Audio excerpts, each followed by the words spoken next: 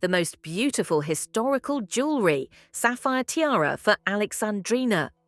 At the wedding of Alexandrina and Christian, Russian Emperor Nicholas II presented the Danish princess with an exquisite sapphire tiara. This gift became a symbol of generosity and attention to representatives of other ruling houses. The tiara was made by the Romanovs' imperial jeweler, Karl Bolin. He was known for his talent and created jewelry that still fascinates connoisseurs of antique jewelry. Among his works is the famous Vladimir tiara, created for Grand Duchess Maria Pavlovna and Grand Duke Vladimir Alexandrovich. For Alexandrina's tiara, Bolin used 8 large oval sapphires and many large diamonds. The total weight of sapphires was 33 carats and diamonds 53 carats. Bolin, unlike Fabergé and Cayley, preferred the classic style, so his tiara turned out to be elegant and light. In 1933, Alexandrina presented her magnificent sapphire tiara to the bride of her second son, Knud, for their wedding. The prince's fiancée was Caroline of Denmark, the daughter of Prince Harold of Denmark. Caroline also loved the sapphire tiara and was often seen wearing it in public. After her death, the jewel passed to Knud's youngest son, Prince Christian. Christian, in turn, presented it to his commoner wife Anna Dorte, who became Countess Rosenborg after her marriage on her 50th birthday. Already in our time, in 2018, Christian's daughters and Knud's granddaughters put the tiara up for sale. In 1947, the court hairdresser horrified Elizabeth II by breaking the fringe tiara right before her wedding. This tiara did not belong to the Queen herself, but was the property of her mother, Queen Elizabeth, and was given to her daughter as a wedding decoration. The fringe tiara, created in 1919, was a unique piece of jewelry that could be worn as a tiara and as a necklace. Elizabeth II chose it for her wedding, having received her mother's permission to use it. However, during the preparation for the ceremony, the hairdresser accidentally damaged the tiara, breaking it into 2 parts. When Elizabeth II saw this, she was shocked and upset. Her mother tried to calm her daughter down by offering to replace the tiara with another royal tiara, but Elizabeth insisted on her own. The family urgently sent the broken tiara to a jewelry house, where it was repaired in an hour. The restored tiara was returned to the palace, and soon Elizabeth II wore it to the wedding ceremony. A few minutes after attaching the veil, she went to the altar. The fringe tiara had a rich history. It was given to Elizabeth's grandmother Mary by Queen Victoria for her wedding to George V in 1893. Initially, it was a necklace, which later jewelers turned into a tiara transformer. After the wedding, Maria returned the tiara, and in 2002, after the death of Elizabeth the Elder, the tiara passed to her daughter. In 2020, Elizabeth's granddaughter, Princess Beatrice, chose the fringe for her wedding. In exile, the beloved brooch of Empress Maria Feodorovna fell into the hands of a simple Cossack Lydia Kudayarova. Despite the high cost, which even Queen Mary of England refused, this jewelry ended up in the hands of a woman who could afford such luxury. Nicholas II's mother, the Dowager Empress Maria Feodorovna, spent about 2 years in Crimea under arrest after the revolution in Russia. Her life was full of humiliation and searches. Perhaps she, like her loved ones, could have died at the hands of the Bolsheviks. But the Germans occupied Crimea, and King George, Maria Feodorovna's nephew, at the insistence of his mother, the Empress's sister, sent the ship Marlborough after her. On this ship, Maria Feodorovna, a great connoisseur of jewelry, took out a casket with jewelry from the Russian imperial court. Despite all the difficulties, she managed to keep this casket. In exile, Maria Feodorovna lived as a dependent of the Danish king, her nephew, and was forced to save money. But she did not sell the trinkets dear to her heart until the end of her life. After Maria Feodorovna's death in 1928, the casket was opened. Alexander III's eldest daughter, Ksenia Alexandrovna, sent the jewelry to England without the consent of her younger sister, heiress Maria Feodorovna. There they were sold for almost nothing, including jewelry for the royal family. Olga Alexandrovna, bypassed by Xenia because of her morganatic marriage, received a certain amount but was excluded from participating in the division of inheritance.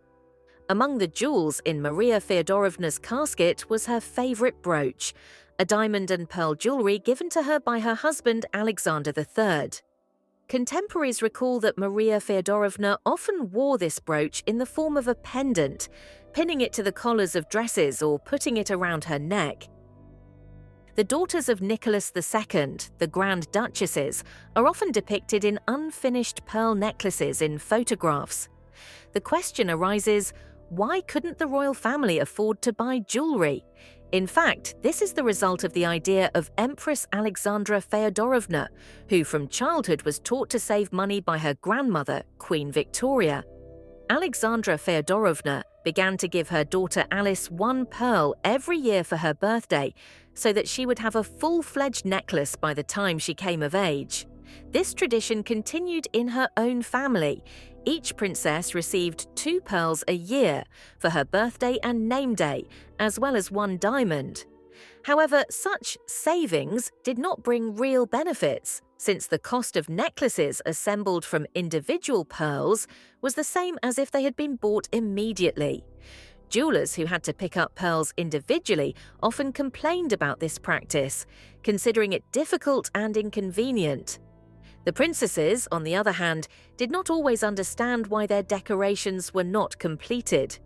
The situation changed only after Nicholas II convinced his wife to buy a long pearl necklace made from a large number of identical pearls.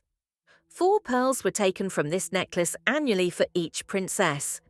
The last such gift was made in 1917, and in 1918 the royal family was exiled and then shot. Favorite stones of the Empress, emeralds of Catherine II. Catherine II, one of the most famous Russian empresses, was the owner of many jewels. Among them, jewelry with emeralds stood out especially. She probably had a lot of these items. Despite the fact that many of the Romanovs' jewelry treasures were lost during the 300 years of their rule, some of them have survived to this day. Catherine II's earrings with cabochon emeralds and diamonds can be seen in the armory. The Empress's brooch with a huge emerald of 8 carbon cut weighing 70 carats is also known. This piece of jewelry is now in a private collection. In 2010, the brooch was sold at Christie's auction for $1,650,500, more than 154 million rubles. Catherine the Great gave this brooch as a wedding present to her daughter-in-law, Maria Feodorovna, wife of Paul I. Later, the jewelry became the property of the German relatives of the princess. After going through 3 generations, in 1972 the brooch appeared at a prestigious auction and was purchased by a private collector. It disappeared from view for several decades, but was put up for auction again in 2010. Emerald and diamond necklace. In 2019, another outstanding jewel associated with Catherine II was sold at auction. A necklace with 75-carat emeralds and diamonds was purchased for £3,370,000, more than 390 million rubles. Initially, this emerald was part of the collection of Catherine II and had a weight of 107 carats. After the death of the Empress, it passed to her son Paul I and then belonged to Alexander I, Nicholas I, and Alexander VII. Tsar Alexander VII presented the gemstone to his daughter-in-law, Grand Duchess Maria Pavlovna, who was known for her love of jewelry and adventurism. After the 1917 revolution, Maria Pavlovna managed to escape from Russia, taking with her a lot of family jewelry. The Grand Duchess even stole some of these ornaments from her confiscated Vladimir Palace, hiring an English spy for this purpose. Among the jewelry taken out was a 107-carat emerald. After Maria Pavlovna's death, her children sold jewellery to European monarchs and American millionaires. Catherine II's emerald was acquired by French jeweller Pierre Cartier. In Cartier's workshop, the stone was processed, giving it a teardrop shape, which reduced its weight to 75 carats, but improved its purity. Then the emerald became part of an expensive diamond necklace that previously belonged to American millionaires Whitney. This necklace was later sold to John Rockefeller Jr., known for his love of emeralds. 2 decades later, the Rockefellers sold the jewellery at Christie's auction for £770,000, almost 90 million rubles. In 2019, the necklace reappeared at auction. An emerald necklace with diamonds, believed to have belonged to Catherine II, was sold at auction in 1996. Prior to that, it had been kept in the family of the Earls of Buckinghamshire for 2 centuries. According to family legend, Catherine the Great presented the jewellery to Sir John Hubbard, Earl of Buckinghamshire, during his diplomatic mission in Russia. The Count's mission ended in failure, and Catherine presented the necklace to him as a consolation. Another legend says that John was a favourite of the Empress, which is unlikely, since he was the British ambassador to Russia from 1762 to 1765, when Catherine's favourite was Grigory Orlov, who helped her carry out a coup. After John Hubbard's death, the necklace passed to his daughter Amelia and then to her nephew John. In 1931, the decoration received a new frame, which has been preserved to this day. In 1996, the owners sold the necklace due to financial difficulties in order to save the castle. A Japanese private museum has acquired the jewellery and continues to keep it. The Queen's Chips brooch is one of the most expensive pieces of jewellery in history, belonging to the British royal family. It is made of the legendary Cullinan diamond, the largest in the world, weighing 3,106 carats. This stone, found in 1905 in South Africa in the colony of Transvaal, differed not only in size, but also in purity.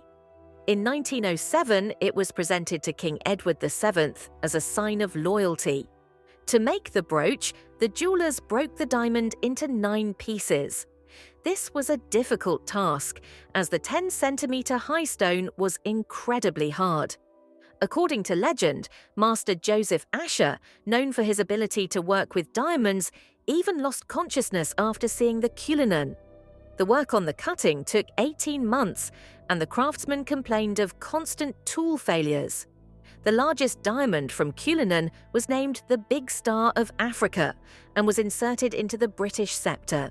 The other 2 stones used for the Queen's Chips brooch were numbered 3 and 4 and became known as the Small Stars of Africa.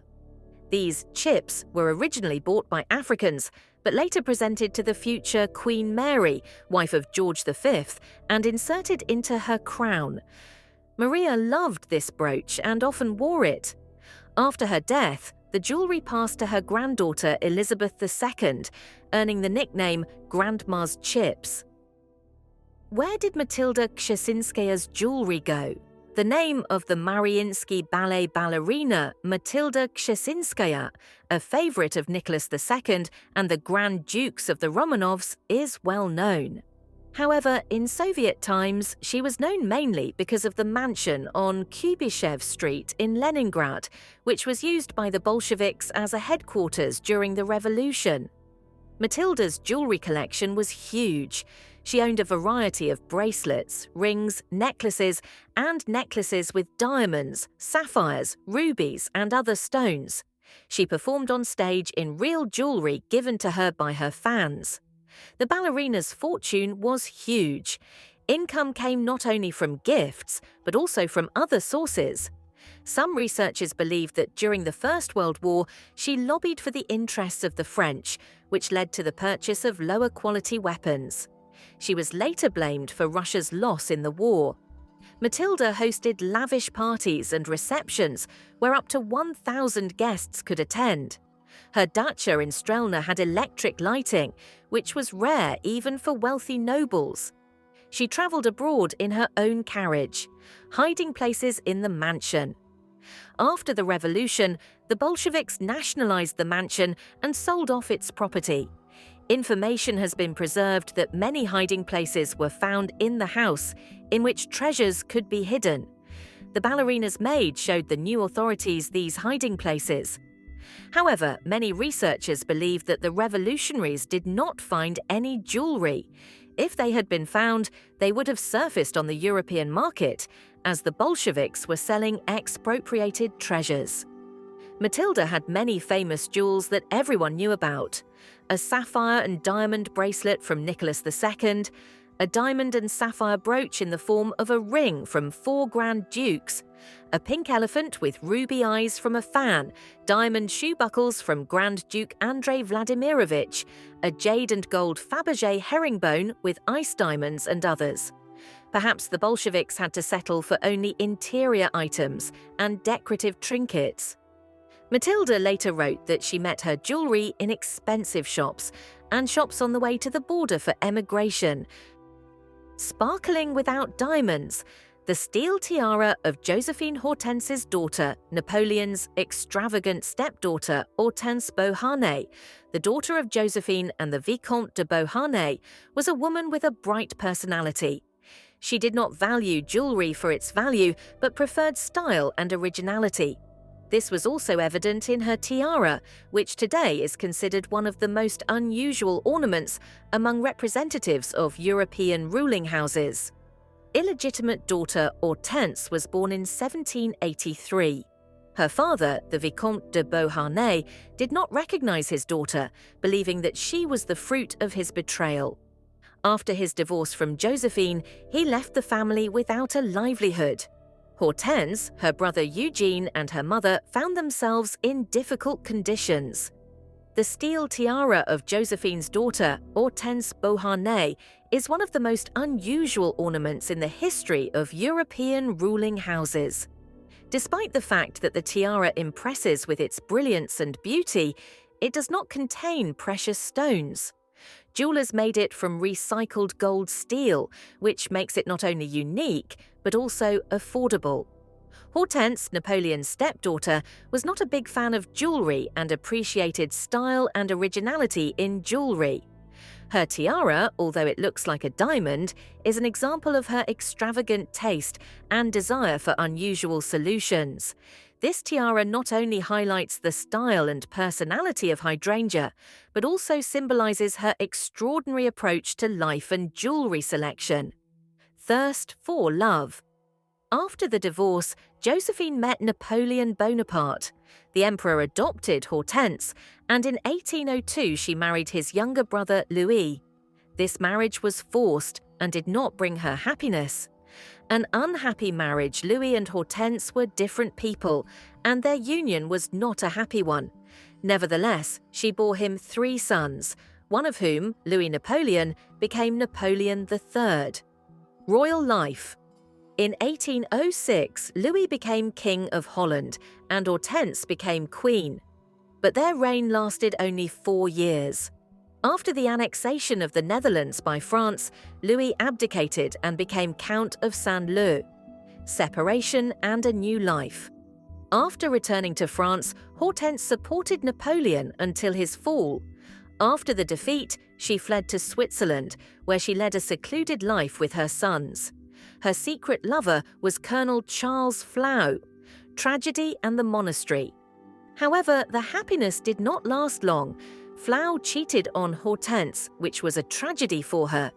She returned to France and settled in a convent, where she spent the last years of her life. Hortense Beauharnais has left a vivid mark in history, despite all the difficulties and trials. Her steel tiara, created without precious stones, has become a symbol of her unusual personality and style. The fatal diamond, the Romanov stone. Every major diamond in the world has its own dark history. Some of these stones are considered particularly sinister and bring misfortune to their owners. One of these stones was the famous blue Tavernier diamond, weighing 115 carats. In 1650, the French merchant traveller Jean-Baptiste Tavernier brought this huge stone to Europe from India. The exact origin of the diamond is unknown, but it is assumed that it was found in the Indian mines of Cullinan. Back in France, Tavernier showed the stone to King Louis XIV. The king became interested in the stone, and Tavernier offered to sell it for a reasonable price in exchange for the nobility. Louis agreed, and Tavernier became a baron. The stone was bought back and became part of the royal collection. Subsequently, the diamond was split into several parts, receiving 2 large diamonds and several small stones. Louis kept one of the large blue diamonds and was named the Blue Frenchman. The second stone ended up in Russia, where it was used to make a ring for Empress Maria Feodorovna, wife of Paul I. At that time, the Romanovs were considered one of the richest ruling families in Europe. They had a lot of jewelry, and the French blue diamond didn't mean much to them. For the Russian rulers, it became a common decoration. Maria Feodorovna, however, was very fond of this stone and often wore a ring with it. The fate of the empress turned out to be unhappy. There was a palace coup in Russia, and she lost her husband. After Maria Feodorovna's death, her diamond remained in the collection of the Russian emperors and was inherited by other empresses. The French blue diamond, unlike the Russian one, was known to the general public. It was bigger and immediately became the subject of dark legends. According to one version, Louis XIV ordered a heart-shaped stone to be cut and presented it to one of his favorites. But soon, the girl lost the favor of the king. She was banished, and the diamond returned to the royal collection. Soon the plague began in France. Churchmen and courtiers linked this misfortune with a large blue diamond. Since the origin of the stone was unknown, it was said that Tavernier stole it from an ancient Indian temple by removing statues of the punishing god Rama or goddess Sita from the eye socket. For this crime, according to the people, the French people were punished by the plague. Since then, the diamond has been called the Blue Eye and has become known as the Cursed Stone.